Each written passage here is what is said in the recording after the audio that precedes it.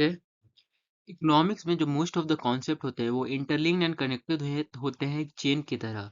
Banking system in India को समझने के लिए हमें कुछ और कॉन्सेप्ट्स को जानना जरूरी है। एज ऑफ नाउ हम तीन एंटिटीज पकड़ लेते हैं, नेमली गवर्नमेंट, एक प्राइवेट प्लेयर और एक इंडिविजुअल हाउस होल्ड। जब इन तीनों एंटिटीज को हम लोग ओवरलैप करेंगे तो देखेंगे कि एक सर्कुलर फ्लो ऑफ इनकम हो रहा है। तो यहाँ देख सकते हैं आप, गवर्नमेंट, इंडिविजुअल्स और प्राइवेट प्लेयर्स के बीच में एक सर्कुलर फ्लो ऑफ इनकम है। तो गवर्नमेंट का रूल क्या है? तो ultimate aim of any government, या तो सेंट्रल गवर्नमेंट हो या स्टेट गवर्नमेंट, की economic growth and economic development लाना। अगर सेंटर की बात करें तो नेशन के लिए, और स्टेट की बात करें तो अपने स्टेट के लिए। टू डू सो, ये ऐसा करने के लिए इकोनॉमिक एक्टिविटी का होना जरूरी है। द इकोनॉमिक एक्टिविटी है क्या? तो it is nothing but production of goods and services. To produce this goods sufficient capital needs to be deployed. सही बात है, पैसे की जरूरत है गुड्स को प्रोड्यूस करने के लिए। फिर बात है प्राइवेट प्लेयर्स। तो प्राइवेट प्लेयर्स का ओनली एम क्या है? Is to make money through profit. Profit के थ्रू अपना मनी जनरेट करना। This profit is integral part of the price of goods and services. And इस इट मीन्स दैट, इसका मतलब क्या है कि बाय सेलिंग, अगर कोई प्राइवेट प्लेयर ज्यादा गुड्स एंड सर्विसेज बेचेगा तो वो अच्छा प्रॉफिट बना सकता है। To meet the demand, one should produce more goods and services which require a huge amount of input including capital. तो ज़्यादा amount of goods and services produce करने के लिए ज़्यादा कैपिटल, ज़्यादा पैसा भी लगेगा, ज़्यादा इनपुट भी लगेगा। इंडिविजुअल्स हाउस होल्ड की बात करें तो इंडिविजुअल्स जो हैं ये एम्प्लॉयड होंगे अवॉव फर्म्स द्वारा। अवॉव जो प्राइवेट प्लेयर्स हैं ये हायर करेंगे इंडिविजुअल्स को, एंड ये जो इंडिविजुअल्स हैं वो पार्टिसिपेट करेंगे प्रोडक्शन प्रोसेस में। दिस एक्टिविटी जो है will generate income for them. तो ये इनको सैलरी मिलेगा प्राइवेट प्लेयर द्वारा, तो इनको इनकम मिलेगा, इनकम का एक सोर्स हो गया इनके लिए। According to the description of the individuals, this income can be spend to meet their demands और can be saved for the future. और ये जो इनकम इन्हें मिला है तो वो अब इस इनकम से अपने ज़रूरतों के सामान, अपने डिमांड पूरे कर सकते हैं, नहीं तो उसे फ्यूचर के लिए सेव कर सकते हैं। तो इस सिनेरियो से हमें क्या पता चला कि from the above scenario it is observe that एक साइड जो कि गवर्नमेंट और प्राइवेट प्लेयर्स हैं, इनको पैसे की ज़रूरत है। ठीक है, government and private players need money. और दूसरी तरफ there are individuals who are willing to save their income. In other words, there is supply of money. यानी कि इंडिविजुअल्स, ऐसे भी इंडिविजुअल्स हैं जो पैसे सेव करते हैं और उनके पास सप्लाई है मनी का।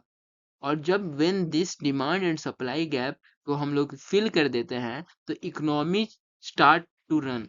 तो इकोनॉमी स्टार्ट टू रन, तो देख सकते हैं नीड फॉर मनी और सप्लाई ऑफ मनी के जो गैप है उसको फिल कर दिया जाए तो इकोनॉमिक ग्रोथ आता है। The capital formation should happen to do so. तो ये जो कैपिटल फॉर्मेशन है, तो ये क्या करेंगे, व्हाट टू डू इस कैपिटल फॉर्मेशन से, where to go, how to proceed and whom to meet. ये सारी चीजों को समझने के लिए हमें फाइनेंशियल सिस्टम को समझना पड़ेगा। फिर बात करें फाइनेंशियल सिस्टम की। फाइनेंशियल सिस्टम है क्या? The financial system is a structure जो इनेबल करता है the convergence of entities with a surplus of saving and those with a deficit. जो अलाउ करता है for the movement of unused resources from those with a surplus to those with a deficit. यानी कि जो saver है, अगर वो financial system के साथ जुड़ा है और बोरोवर भी जुड़ा है, तो ये जो सरप्लस यूनिट है इसको फाइनेंशियल सिस्टम के थ्रू डेफिसिट यूनिट के पास पहुंचाया जा सकता है। तो formal Indian financial system consist of financial institution, financial regulators, financial instruments, financial markets and financial services. तो फाइनेंशियल इंस्टीट्यूशन है क्या? दीज आर द एंटिटीज जो कलेक्ट करते हैं सेविंग्स एंड प्रोवाइड करते हैं फाइनेंस टू बोरोवर्स। टाइप्स की बात करें तो banking institution, non banking financial companies, NBFCs, mutual fund, insurance companies, other pension funds, cooperative society, ये सारे आते हैं फाइनेंशियल इंस्टीट्यूशन में। एग्जाम्पल की बात करें तो SBI, HDFC bank, LIC, ICICI, mutual fund, Bajaj finance etcetera. Financial regulator की बात करें तो these are the authorities that frames rules and regulation and supervise the financial system, ताकि वो इंश्योर कर सके stability, transparency and protection of stakeholder. की regulators in India की बात करें तो आरबीआई हो गया, सेबी हो गया, आईआरडीएआई हो गया, पीएफआरडीए हो गया। एग्जाम्पल तो आपको बता ही दिया हूँ। फाइनेंशियल इंस्ट्रूमेंट की बात करें तो ये वो टूल्स और कॉन्ट्रैक्ट्स होते हैं जो यूज किए जाते हैं for financial transaction and for transferring funds between सेवर्स and borrowers.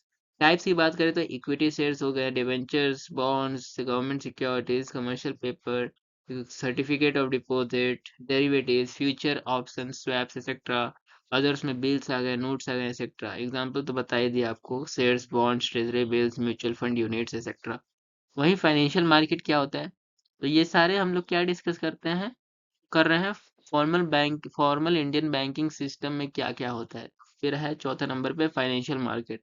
ये वो प्लेटफॉर्म होते हैं जहाँ पर बायर्स एंड सेलर्स एक साथ आते हैं टू ट्रेड फाइनेंशियल इंस्ट्रूमेंट। ये जो इंस्ट्रूमेंट है ना, इनको ट्रेड करने के लिए आते हैं। तो दो टाइप के होते हैं, एक मनी मार्केट होता है, एक कैपिटल मार्केट होता है। मनी मार्केट यानी कि short term fund up to एक 1 year, example call money market, treasury bills market. वहीं कैपिटल मार्केट यानी कि लॉन्ग टर्म फंड, जैसे कि इक्विटी हो गया, मार्केट हो गया, बॉन्ड मार्केट हो गया। एग्जाम्पल देखें तो एनएससी हो गया, BSc stock market and government securities market. फिर है हमारा फाइनेंशियल सर्विसेज। तो दीज आर द सर्विसेज जो जो कौन प्रोवाइड करता है, फाइनेंशियल इंस्टीट्यूशन प्रोवाइड करते हैं किसको, कस्टमर्स को। टैक्स की बात करें तो डिपॉजिट स्कीम हो गया, लेंडिंग क्रेडिट सर्विसेज हो गया, investment services, payment and settlement services, risk management services, advisory services. Others में वेल्थ मैनेजमेंट आ गया एक्सेट्रा। एग्जाम्पल तो बता ही दिया, savings account, loans, demat account, UPI, insurance, mutual fund etcetera. तो ये काम कैसे करता है, ये जो फाइनेंशियल सिस्टम है ये काम कैसे करता है? तो जिनके पास सरप्लस यूनिट है, यानी कि जो सेवर्स हैं, जैसे कि house hold, businesses, government, foreign investor, ये सेव करते हैं मनी को। तो ये सेव करके कहाँ रखते हैं अपने मनी को, फाइनेंशियल इंस्टीट्यूशन यानी कि बैंक्स, एनबीएफसी, म्यूचुअल फंड, ये सब में अपने पैसे सेव करते हैं। या फिर ये ये या तो ये मतलब इनके पास रखेंगे, नहीं तो ये इन्वेस्ट करते हैं ये मनी को फाइनेंशियल मार्केट में, जैसे कि मनी मार्केट, कैपिटल मार्केट में। और फिर इसके थ्रू, इन दोनों के थ्रू फिर ये पैसा पहुंचता है कहाँ पर, डेफिसिट यूनिट के पास। इन ये दोनों जो एंटिटीज हैं ये प्रोवाइड करते हैं मनी किसको, डेफिसिट यूनिट यानी कि बोरोवर्स को, बिजनेसेस, इंडिविजुअल्स, गवर्नमेंट एक्सेट्रा को। और फिर ये इसके बदले क्या देते हैं इनको, तो ये रिपेमेंट करते हैं विथ इंटरेस्ट एंड रिटर्न। ठीक है, समरी देखा जाए तो द फाइनेंशियल सिस्टम इंश्योर करता है efficient allocation of cars resources and promote करना इकोनॉमिक ग्रोथ को। ये सेविंग्स को मोबिलाइज करता है और फैसिलिटेट करता है इन्वेस्टमेंट को, और manages the risk and supports the overall stability of the economy. Financial institution को डिटेल में देख लेते हैं। तो बैंक जो है ये one of the most important financial institutions हैं। फाइनेंशियल इंस्टीट्यूशन का काम क्या रहता है, ये एक इंटरमीडियरी का काम करती हैं, जो गैदर करती हैं सेविंग्स को और एलोकेट करती है वो सेविंग्स का फंड्स को in an efficient manner. Financial institution जो है इनको दो कैटेगरीज में बांटा जा सकता है, banking and non banking institutions. Banking institution जो है ये सिर्फ क्रेडिट यानी कि लोन्स प्रोवाइड नहीं करती हैं, लोन्स सिर्फ नहीं बेचती या डिस्ट्रीब्यूट करती, बल्कि लोन्स क्रिएट भी करती हैं, create credits. Non banking institution क्या करती है, ऑन द अदर हैंड ये सिर्फ डिस्ट्रीब्यूट एंड सेल करती है क्रेडिट को। तो टाइप ऑफ फाइनेंशियल इंस्टीट्यूशन में आपके बैंकिंग इंस्टीट्यूशन आ गए, एनबीएफसी आ गया, म्यूचुअल फंड आ गया, इंश्योरेंस ऑर्गेनाइजेशन आ गया। बैंकिंग इंस्टीट्यूशन देखते हैं, तो बैंकिंग इंस्टीट्यूशन जो है इनमें दो टाइप्स के हैं, नॉर्मल बैंकिंग इंस्टीट्यूशन और डेवलपमेंट फाइनेंशियल इंस्टीट्यूशन। और ये जो है ये डिफर करती है अपने फंक्शन में एंड अपना कंट्रीब्यूशन में इकोनॉमी में। तो जो कन्वेंशनल बैंकिंग सिस्टम है, यानी कि जो नॉर्मल बैंकिंग सिस्टम है, ये लोगों से डिपॉजिट लेती हैं और उसका पूल ऑफ फंड्स बनाती हैं, और इस पूल ऑफ फंड से वो लोगों को लोन डिस्ट्रीब्यूट करती हैं, बोथ बिजनेसेस को एंड हाउस होल्ड को। वहीं डेवलपमेंट फाइनेंशियल इंस्टीट्यूशन जो है ये स्टैब्लिश किए गए थे स्पेसिफिक एम के लिए, ताकि वो ग्रोथ एंड एक्सपेंशन कर सके किसका, लार्ज स्केल इंडस्ट्रीज का, और उन्हें लॉन्ग टर्म फाइनेंसिंग प्रोवाइड कर सके कम इंटरेस्ट रेट पे। तो नॉर्मल फाइनेंशियल इंस्टीट्यूशन का प्राइमरी फोकस क्या है, मेक प्रॉफिट, वही डेवलपमेंटल का है promote economic growth and social welfare. Services offered is, ये नॉर्मल वाला करते हैं traditional banking services to individuals and businesses. वहीं डेवलपमेंट ये loan, equity financing and technical assistance to small and medium sized businesses and infrastructure projects जो promote करें economic development को। ये इनके सर्विसेज होते हैं। नॉर्मल फाइनेंशियल इंस्टीट्यूशन का client base general public and businesses है, वही डेवलपमेंट का है लार्ज स्केल इंडस्ट्रीज जिन्हें लॉन्ग टर्म फाइनेंसिंग की जरूरत है रिड्यूस इंटरेस्ट रेट पे। नॉर्मल फाइनेंशियल इंस्टीट्यूशन के फंडिंग कहाँ से आता है? Deposits, investment and other traditional sources हैं। वहीं डेवलपमेंटल का आता है government agencies, international organization and private investors interested in promoting economic growth and development. Normal financial institution के सेक्टर्स एंड एरियाज जो हैं, ये इनका कोई स्पेसिफिक फोकस नहीं रहता है किसी सेक्टर पे। ये अलग अलग मल्टीपल सेक्टर में ऑफर्स करते हैं सर्विसेज को। वहीं डेवलपमेंट फाइनेंशियल इंस्टीट्यूशन ये स्पेसिफिक सेक्टर जैसे कि एग्रीकल्चर हो गया, एडुकेशन हो गया, हेल्थ केयर हो गया, या जो अंडर सर्व्ड एरियाज और ग्रुप्स है उनको प्रोवाइड करते हैं सर्विसेज। नॉर्मल फाइनेंशियल इंस्टीट्यूशन ये जो है ये कंजर्वेटिव अप्रोच के रहते हैं, यानी कि ये ज़्यादा रिस्क नहीं लेते हैं। वही डेवलपमेंट फाइनेंशियल इंस्टीट्यूशन जो है इकोनॉमिक डेवलपमेंट गोल्स को टारगेट करते हुए ये हायर रिस्क लेते हैं। जो नॉर्मल फाइनेंशियल इंस्टीट्यूशन है इनको रेगुलेट किया जाता है बाय फाइनेंशियल अथॉरिटीज, ताकि वो इंश्योर कर सके कि वो बैंकिंग रेगुलेशंस को कॉम्प्लाई कर रहे हैं कि नहीं। वहीं डेवलपमेंट फाइनेंशियल इंस्टीट्यूशन को ये फाइनेंशियल अथॉरिटीज रेगुलेट करते हैं, ताकि वो देख सके कि वो जो डेवलपमेंट फाइनेंशियल रेगुलेशंस हैं उनको कॉम्प्लाई कर रहे हैं कि नहीं, और प्रोमोट करें transparency and accountability in the use of funds. तो अभी के तौर पे we are going to deal with only the banking system in India. Before jumping into the topic हम लोग देख लेते हैं कि बैंक होता क्या है और बैंक कैसे काम करता है, इसके बारे में जान लेते हैं। तो कोई पूछे कि बैंक्स है क्या? तो अब बैंक वो फाइनेंशियल इंस्टीट्यूशन है जो लोगों से फंड्स एक्सेप्ट करती हैं फ्रॉम आइदर इंडिविजुअल्स और कॉरपोरेशन, और गारंटी करती हैं कि that funds can be withdrawn upon the depositor request. Additionally इसके साथ बैंक जो है ऑफर करती हैं interest rate based on the account type. Depositors जो है वो may include individuals, house financials और non financial firms as well as national और लोकल गवर्नमेंट। इसके साथ ही बैंक जो है लेंड करती हैं डिपॉजिटेड मनी किसको? इंडिविजुअल्स और बिजनेसेस को, एंड गेन उसके ऊपर वो इंटरेस्ट गेन करती हैं बोरोवर्स के द्वारा। जो बैंक जो है ये अर्न करती है प्रॉफिट कैसे? By leveraging the difference between the interest rate paid to the depositor and the highest interest rate charge from the borrowers. तो बैंक से करती हैं डिपॉजिट प्रोवाइड, ये डिपॉजिट लेती हैं डिपॉजिटर द्वारा, that is individuals, house hold firms, government द्वारा, और फिर इन्हीं पैसे से ये लोग लोन देते हैं बोरोवर्स को, that is individuals and business को, और इनसे इंटरेस्ट चार्ज करते हैं। Banks earn profit by the difference between interest paid and interest received. Interest interest paid, banks किसको इंटरेस्ट पेड करती हैं? डिपॉजिटर्स को। और बैंक्स को इंटरेस्ट कहाँ से मिलता है? बोरोवर्स द्वारा। तो ये जो बोरोवर्स द्वारा इंटरेस्ट मिलता है वो ज़्यादा होता है as compare to the depositors को जो ये देते हैं, तो उनका डिफरेंस से बैंक का अर्निंग होता है। तो बैंक कैसे काम करता है? तो पीपल विथ सरप्लस फंड, जैसे कि डिपॉजिटर जो हैं ये बैंक में पैसे रखते हैं, और फिर उस पैसे को बैंक्स क्या करती हैं? People and businesses in need of fund उनको देती हैं और उस पर इंटरेस्ट इंटरेस्ट अर्न करती हैं। तो जो प्राइमरी फंक्शन है बैंक्स का is to gather funds known as deposit from those available money and then use this funds to क्या? To those in need of financing. Acting as intermediaries, जो bank जो है ये ऑपरेट करती हैं between depositors who deposit money with the banks and borrowers who take money as loan.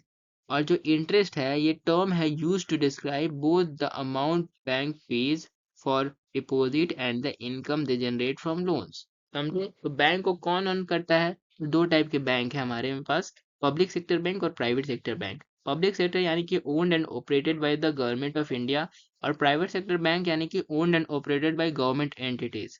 Banks in India जो है ये प्राइमरली डिवाइडेड होते हैं दो कैटेगरीज में, पब्लिक सेक्टर बैंक और private sector bank. Some public sector bank जो है वो है SBI, bank of Baroda, Punjab national bank और कैनरा बैंक। वहीं some largest private sector banks में आ गए ICIC, HDFC, Axis bank, Kotak Mahindra bank. Bank का ओरिजिन कब हुआ? When banks originated in India. तो bank in India has a long and rich history that dates back to the 18th century when the first bank was established in the country. RBI जो है that is reserve bank of India which is the central bank of the country, इसको establish किया गया था 1935 में। और उस समय से banking sector in India has grown significantly, and today India has one of the largest banking network in the world. 18th century के टाइम फर्स्ट बैंक्स स्टैब्लिश किए गए इंडिया में अलग अलग, और उसके बाद 1935 में रिजर्व बैंक ऑफ इंडिया को स्टैब्लिश किया गया। Why are banks needed? Banks की जरूरत क्या है? ये मोबिलाइज करती हैं सेविंग्स को, प्रोवाइड करती हैं क्रेडिट एंड बिजनेस को, क्रेडिट प्रोवाइड करती हैं बिजनेस एंड इंडिविजुअल को, और ये ट्रेड एंड कॉमर्स को फैसिलिटेट करती हैं। यानी कि जिसके पास पैसा है, जिसके पास सेविंग्स है, उनका पैसा यूज़ करके जिनको पैसे की ज़रूरत है उनको प्रोवाइड करती हैं, और इससे ट्रेड एंड कॉमर्स एक साइकिल चलते रहता है। और ये जो बैंक्स हैं they are also involve in the implementation of various government scheme, जैसे कि प्रधानमंत्री जनधन योजना हो गया, जिसका एम क्या है, to provide banking services to every household in the country. Where do bank exist, bank कहाँ एग्जिस्ट करता है? तो बैंक इन इंडिया जो है ये वाइड स्प्रेड प्रेजेंस है आपको अक्रॉस द कंट्री। अलग अलग बहुत सारे ब्रांचेस हैं इनके, एटीएम्स होते हैं अलग अलग cities and locations and towns में। फ्यू बैंक्स जो हैं इनका कोई फिजिकल ब्रांच नहीं होता है, and are termed as digital banks. इन्हें नियो बैंक्स भी कहा जाता है, which has been emerging in India over the past few years. और ये जो बैंक्स हैं ये ऑपरेट करते हैं primarily through digital channel such as mobile apps and website. तो कुछ digital banks currently operating in India are Airtel payment bank हो गया, पेटीएम पेमेंट बैंक, लेकिन इसका लाइसेंस अब कैंसिल कर दिया गया है, और फिर आपका हो गया डिजी बैंक बाई डीबीएस। कि बैंक एंड बैंकिंग के बीच में अंतर क्या है? तो बैंक्स क्या होते हैं? बैंक्स वो फाइनेंशियल इंस्टीट्यूशन है जो कि डिपॉजिट एक्सेप्ट करते हैं कस्टमर से, एंड उस फंड्स को यूज करते हैं ताकि वो लोन्स एंड इन्वेस्टमेंट मतलब प्रोवाइड कर सकें। वहीं बैंकिंग क्या होता है? बैंकिंग वो इंडस्ट्री और बिजनेसेस है बैंक्स का, जिसमें सारे एक्टिविटीज जैसे कि operations of banks including accepting deposit, making loans and making investment आते हैं। तो ये इंडस्ट्री एंड बिजनेस है बैंक्स का, और ये क्या है? फाइनेंशियल इंस्टीट्यूशंस है। तो इसका स्कोप क्या है बैंक्स का? तो specific institutions that provide financial services. वही बैंकिंग क्या है? ये इंडस्ट्री है जो इनकम्पास करता है all activities related to operations of bank. इनका फोकस क्या है बैंक्स का? प्रोवाइड करना फाइनेंशियल सर्विसेज कस्टमर्स को। वही बैंकिंग मतलब बैंकिंग का फोकस क्या है? Concern with the overall operation of the banking industry and regulatory environment in which bank operate. Banks का फंक्शन है to accept deposit, making loans and managing investment. वही banking जो है इसका फंक्शन है रेगुलेटरी कॉम्प्लायंस करना, रिस्क को manage करना और मार्केट का एनालिसिस करना। Oldest bank in the world कोई पूछे तो कौन है वो? Banca Monte dei Paschi di Siena, the oldest surviving bank in the world, which was founded in the city of Siena. Siena कहाँ पर? इटली में 1475 में, समझे? It is also one of the largest banks in Italy and has a significant presence in the European financial sector. Okay. So banks in India देखिए तो banks have played a vital role in the economic growth and development of India. The history of banking can be learned through three time gaps. So before 1947, that is before independence, between 1947 to 1991, and after 1991, that is financial reforms. Before 1947 देखा जाए, the story of banking started from bank of Hindustan, जो कि establish हुआ था 1770s में, and it was first called as Calcutta. It was the first bank at Calcutta. किसके under था ये? यूरोपियन मैनेजमेंट के अंदर ये बैंक ऑफ हिंदुस्तान था। इसको बाद में लिक्विडेट किया गया 1832 में, एंड इसके बाद it was followed by general bank of India 1786, फिर बैंक ऑफ कलकत्ता आया 1806 में, और बाद में इसका नाम चेंज कर दिया गया एज बैंक ऑफ बंगाल कब इन 1809। तो this banks were mainly established to finance British trade in India and were not accessible to the common people. तो ये कौन कौन से बैंक से अभी मैंने देखा, आपने देखा? तो presidency bank, that is bank of Bengal, जो कि 1806 में आया था, दैट इज दिस वन। फिर है bank of Bombay Bombay 1840s में, फिर बैंक ऑफ मद्रास 1843 में।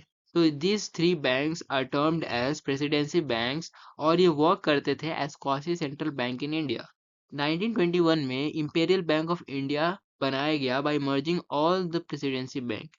नोट कीजिएगा कि जो इंपेरियल बैंक ऑफ इंडिया है ये नेशनलाइज कर दिया गया, और बाद में इसको रीनेम कर दिया गया as state bank of India, SBI, कब?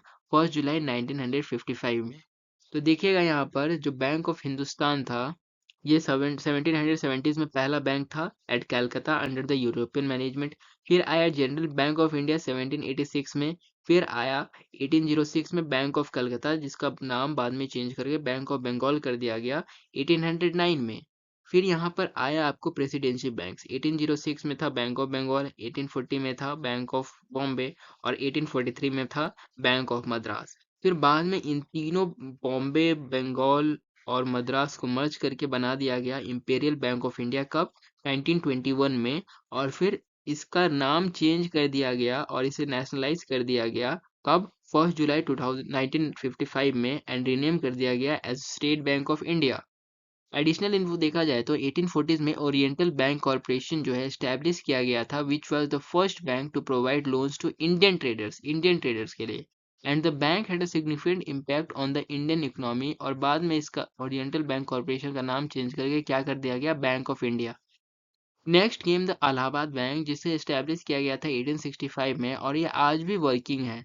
ये जो बैंक है, ये ओल्डेस्ट पब्लिक सेक्टर बैंक है इंडिया में, having branches all over India, and ये सर्व करता है कस्टमर को for the last 158 years.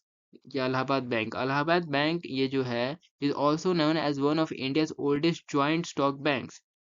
20th century में क्या हुआ कि जो सेवरल इंडियन ओन बैंक्स थे इमर्ज, जैसे कि Allahabad bank, Punjab national bank, bank of Baroda, and ये जो बैंक्स है ये प्रोवाइड करने लगे स्मॉल ट्रेडर्स एंड फार्मर्स को loan, and help in the development of the Indian economy. Important data है, जैसे कि first and foremost in India banking sector में देख लेते हैं। तो पहला बैंक कौन था, बैंक ऑफ हिंदुस्तान था 1770 में। First bank manage by Indian was Oudh commercial bank 1881 में। First bank with capital Indian capital, तो ये पंजाब नेशनल बैंक 1894 में। First foreign bank in India था HSBC Hong Kong and Shanghai banking corporation 1853 में। फर्स्ट बैंक जिसे ISO certificate मिला तो Canara bank 1996 में। First Indian bank outside India, तो वो था बैंक ऑफ इंडिया 1946 में। First bank to introduce ATM, तो एचएसबीसी यही बैंक जो कि फर्स्ट फॉरेन बैंक था 1987 में। First bank to have joint stock public bank, oldest, तो ये है आपको इलाहाबाद बैंक 1865 में। फर्स्ट यूनिवर्सल बैंक की बात करें तो ICIC, that is industrial credit and investment corporation of India 1994 में यूनिवर्सल बैंक बोल रहा है। First bank to introduce savings account, तो ये था प्रेसिडेंसी बैंक 1833 में। First bank to introduce cheque system, तो ये बंगाल बैंक था 1833 में। First bank to give internet banking facility, तो ये आईसीआईसी बैंक था 1987 में। First bank to sell mutual funds, तो एसबीआई था 1987 में। फर्स्ट बैंक जो इशू किया था क्रेडिट कार्ड, तो ये था CBI, central bank of India 1980s में। फर्स्ट आरआरबी, दैट इज ग्रामीण बैंक, तो वो था प्रथम बैंक जिसका स्पॉन्सर था सिंडिकेट बैंक 1975 में। पहला बैंक जिसे इन प्रिंसिपल बैंकिंग लाइसेंस मिला था, तो वो था आईडीएफसी एंड बंधन बैंक 2014 में। First bank to introduce merchant banking in India, तो वो था ग्रिंडलेज बैंक 1967 में। First bank to introduce blockchain technology, तो ये था आईसीआईसीआई बैंक 2016 में। फर्स्ट बैंक जिसने इंट्रोड्यूस किया था वॉइस बायोमेट्रिक, तो ये था सिटी बैंक 2023 में। और first bank to introduce robot in banking system, तो ये था HDFC, that is housing development finance corporation bank 2017 में। तो पहला नोट कीजिएगा कि first Indian bank outside India कौन है, bank of India. Bank of India was the first Indian bank to open a branch outside India in London में, कब, 1946 में। And the first to open a branch in continental Europe at Paris इन 1974। पहला bank जिसे ISO certificate मिला था वो था Canara bank. ISO certification, that is International Organization for Standardization, is a globally recognized standard for quality management system। और पहला bank to introduce ATM कौन था, HSBC bank. The ATM was installed कहाँ पर, मुंबई में, then known as Bombay, and was the first of its kind in the country. 1947 से लेकर 1991 तक नेशनलाइजेशन हुआ बैंक्स का। व्हाट इज नेशनलाइजेशन, तो nationalization is the process by which जब मेजोरिटी ऑफ शेयर होल्डिंग है वो किसके हाथों में आ जाता है, गवर्नमेंट के हाथों में। और ऐसा मूव इसलिए लिया जाता है to make banking services more accessible to the masses, और प्रमोट करना इकोनॉमिक ग्रोथ एंड इनइक्वालिटी को रिड्यूस करना। यानी कि नेशनलाइजेशन मतलब government owns majority shareholding. और तो ये नेशनलाइजेशन का क्या ज़रूरत था, वाई इज़ नेशनलाइजेशन नीडेड, ताकि जो अर्बन एरियाज़ के जो वेल्दी लोग के मनी है उनको इक्वली डिस्ट्रीब्यूट किया जा सके पुअर्स एंड रूरल एरियाज़ के डेवलपमेंट में। After independence in 1947 commercial bank जो है इंडिया में वो रिस्ट्रिक्टेड किए गए to urban areas that were underdoing industrialisation, and they only serve the needs of the wealthy individuals classes, समझे। तो दिस वाज लार्जली, क्यों ऐसा होता था, क्योंकि वहां पर क्लोज रिलेशनशिप था किसके बीच, बैंक्स और इंडस्ट्रियल हाउसेस के बीच। और वहां पर जो बैंक के बोर्ड्स ऑफ डायरेक्टर थे वहां पर वो शामिल होते थे, जो बैंक से बोर्ड ऑफ डायरेक्टर थे was primarily composed of members from the industry only, समझे। तो the boards of director had the authority to make policy decision and appoint करना CEO for banks daily administration। और policies जो है businesses houses के favour में ही craft किए जाते थे, क्योंकि वहां पर उनके लोग थे। And day to day administration was gear towards this objective. The control of business houses resulted in lack of banking services for the poor. इससे पुअर लोगों के ऊपर ध्यान ही नहीं गया। The nationalization of banks were aimed at rectifying this situation. इसलिए nationalisation लाया गया ताकि पुअर लोगों को भी बैंकिंग सेक्टर से जोड़ा जा सके और उनके ग्रोथ में कंट्रीब्यूट किया जा सके। When did nationalization in India take place? तो 1955 में पहली बार एसबीआई को नेशनलाइज किया गया। 1969 में फिर 14 प्राइवेट बैंक्स को नेशनलाइज किया गया और 1980s में फिर छह और बैंक्स को नेशनलाइज किया गया। How डिज nationalisation effect India? तो नेशनलाइजेशन का दोनों इफेक्ट था, पॉजिटिव भी था और नेगेटिव भी था। पॉजिटिव तौर पे देखें तो it help to promote economic growth by insuring that the funds were allocated to productive sectors of the economy. Second देखा जाए तो the banks are now required to provide loans to priority sector जैसे कि agriculture, small scale industries और export. और to put in other words the above mentioned sector जो है need capital to run the system.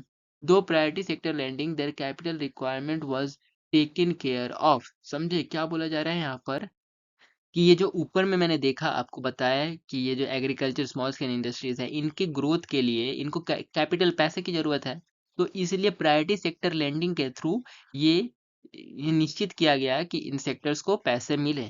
This have to promote the growth of this sectors and reduce regional inequalities. The nationalization of banks also have to expand the banking sector rural areas में भी, which was crucial for promoting financial inclusion. Negative देखा जाए तो nationalisation का negative effect क्या था? तो lack of autonomy. Nationalization led to the loss of autonomy for the banks as they were now owned and controlled by the government. इससे क्या हुआ कि स्लो डिसीजन मेकिंग होने लगा, ब्यूरोक्रेटिक प्रोसेस होने लगा एंड इंटरफेरेंस होने लगा गवर्नमेंट का in functioning of the banks. Second था इनइफिशियंसी। बैंकिंग नेशनलाइजेशन जो है इसकी वजह से इनइफिशियंसी आ गया बैंकिंग सेक्टर में, as the government owned banks were not run as efficiently as private sector banks। और इससे क्या हुआ? This resulted in a decline in the quality of services provided by the banks। फिर lack of competition, क्योंकि सारे banks को nationalise किया गया तो government own banks had a monopoly. This resulted in a poor interest rates, limited access to credit and poor quality of services. फिर increase in NPA. Nationalisation of banks जो है इसकी वजह से नॉन परफॉर्मिंग एसेट्स बढ़ गए काफी हद तक। Government owned banks were often directed to lend to certain sectors, और जिसकी वजह से क्या हुआ कि एनपीए बढ़ा और जिससे गवर्नमेंट के ऊपर बर्डन बढ़ गया। फिर है आपको drain on the government resources. Nationalisation की वजह से जो गवर्नमेंट के पास पैसे थे, रिसोर्सेज थे, उनको वो अपना हिस्सा इन्वेस्ट कर दिए बैंकिंग में, जिससे उनके रिसोर्सेज कम हो गए। As it had to invest significant amount of public funds in the banks, this led to the drain on the government resources which could have been used for other development projects. तो ये किसका decision था banks को nationalize करना? तो decision to nationalize India was taken by the government under the leadership of Prime Minister Indira Gandhi. The government believed that nationalization was necessary to achieve the goal of socialism and promote social welfare। Bank के nationalisation के बाद क्या हुआ कि जो government है वो majority share holder हो गई बैंक्स के, और उनके पास ग्रेटर कंट्रोल आ गया पॉलिसीज एंड ऑपरेशन का, और इसके थ्रू वो इंश्योर कर सके कि बैंक्स जो है सर्व करें इंटरेस्ट ऑफ द नेशन को and not just the wealthy elite people. तो आरबीआई अगर पूछे कब बना था तो 1935 में। नेशनलाइजेशन ऑफ आरबीआई कब हुआ था? 1949 जनवरी मंथ में। Enactment of banking regulation act कब हुआ था? 1949 मार्च में।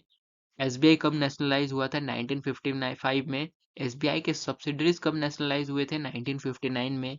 14 मेजर बैंक्स का नेशनलाइजेशन कब हुआ था? 1969 में।